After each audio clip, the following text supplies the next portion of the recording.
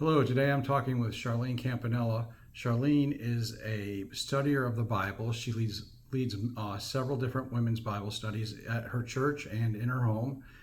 She's also a self-proclaimed biblicist, and she is an author. So we're going to talk about those things today. Welcome to Word Dependent, where we are living life dependent on Jesus. Hi, Charlene. Hi. How are you today? I'm good. How are you? Good. I'm well, thanks. Good. Thanks for agreeing to be on the podcast today. Sure. Happy to be here.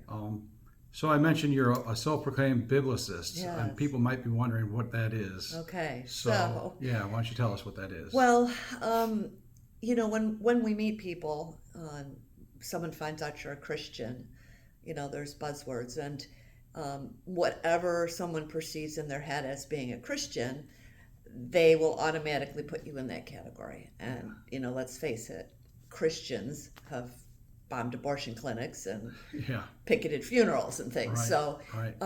I don't want to start off when I meet somebody with them having any preconceived notions. So when I say I'm a biblicist, of course, the next question is, well, what's a biblicist? Yes. And at that point, they've opened the door.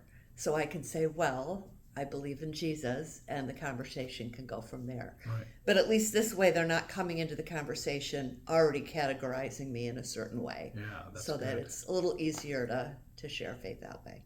Cool. So That's you don't hear a lot of people saying that, obviously. So, but it's a way to separate yourself from the crazy people that have done all those horrible things. Yeah, I just follow Jesus. That's it. Yeah, cool. So, yeah. So, you have a blog. It's called Splashing Hope, correct? Yes, I do. Yeah. So how did you come up with the name Splashing Hope? Okay, so several years ago, I heard a woman talk about the fact that there were times when she was just so full of Jesus that when she walked, she just splashed Jesus.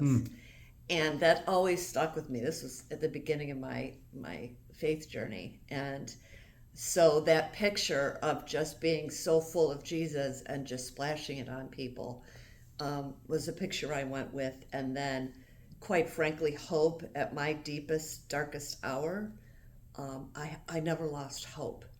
And hope is something that I think you always have to have. Yeah. And so the idea is just to, drench the dry and parched lands and splash Jesus on people and splash hope on them, because there's always hope, because Jesus is our hope. And so that's where the name came from. Right. Nice. That's cool. Thanks. Makes me think of like a big glass of water Exactly. flying all over the place. Right, exactly. So that's where you came up with the name, obviously. Then Yes. I was going to ask you about that. Yeah. So how long have you been writing your blog? I believe I started the blog about 8 years ago. Okay. And, like life, it's gone through cycles where I've written many, many posts. And then for a while, I don't write any. Life gets busy. And so I'm just coming off of one of those busyness times. So I'm looking forward to getting back into posting regularly. Right. And truly, my posts are generally just what I'm journaling about. My quiet time in the morning, and an aha moment will hit me. Mm-hmm. And I love to write. A writer is an artist who uses words. And so when I can take a concept and put a picture to it, for the people like me who are visual learners, that's what is really joyful for me. So, but truthfully, it's just God talking to me and me sharing what He said.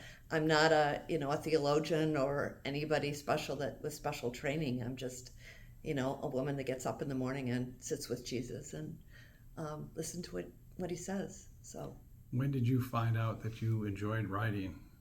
Oh golly, I've always written. When I was young, I would write poems. I would just like to rhyme words. In my head, I would rhyme words and started writing them down. A friend of mine, we would write poems and exchange them. And then I kept a journal.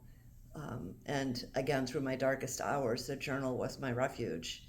I would go there and write furiously questions, mostly questions, and just to work through how life happens. And it was always very therapeutic.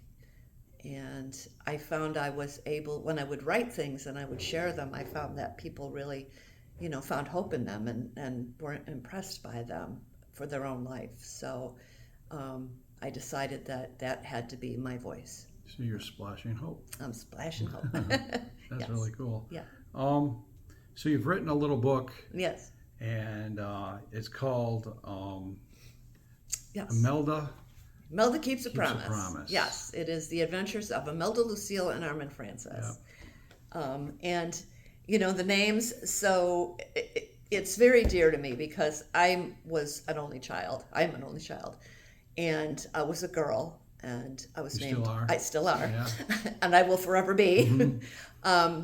But I used to complain to my mother about my name, Charlene, because who was Romper Room lady? We were just talking about it the other night. Miss Laura or whoever, she would look through her little circle and she would say, I see Kathy, and I yes. see. Yeah, She yeah. never saw Charlene.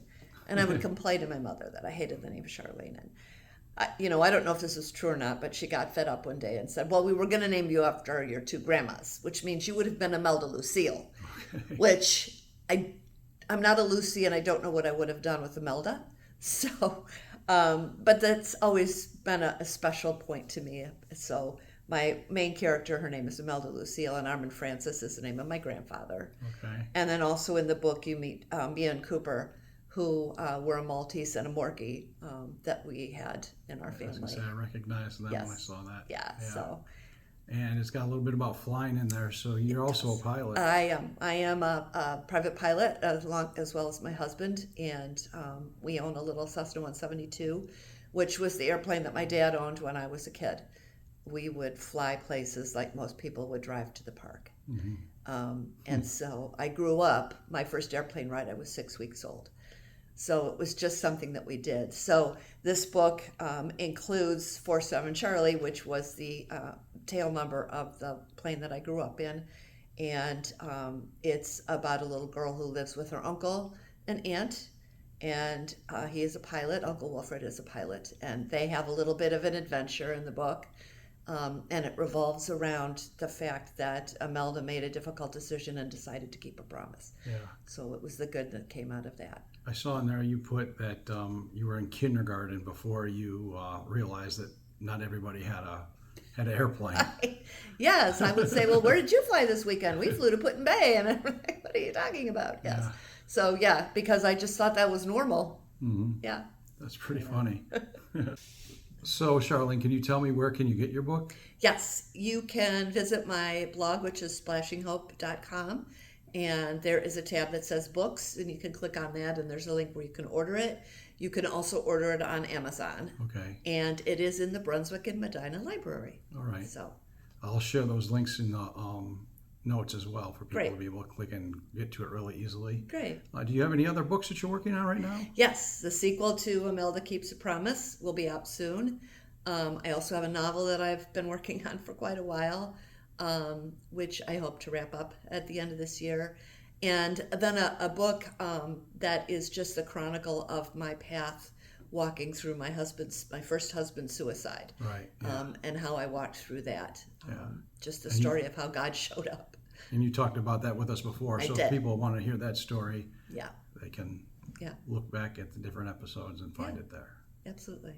Okay. Well, thank you very much for talking with me. Oh, you're And I welcome. appreciate it very much. Oh, I had a good time. Good. Anytime. Okay. Okay, Have a great day. thanks. Hi, thanks for watching. I really appreciate it.